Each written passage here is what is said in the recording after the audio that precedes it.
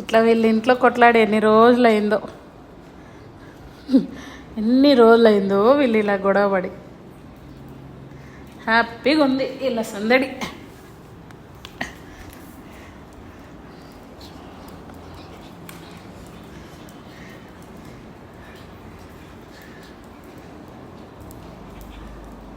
మా డిగ్గు కమ్బ్యాక్, అసలుకి కమ్బ్యాక్ మా డిగ్గుగాడైతే. ఏయ్ ఏయ్ ఆగరా, నువ్వు ఆగరా, ఆగమంటుంటే అయ్ ఆగు, అయ్యా ఆగు, నీకు అజ్జప్పలు ఆగు. ఇక్కడ లంగ పనులు చేసేపోతాడు ఆడుకోరండి.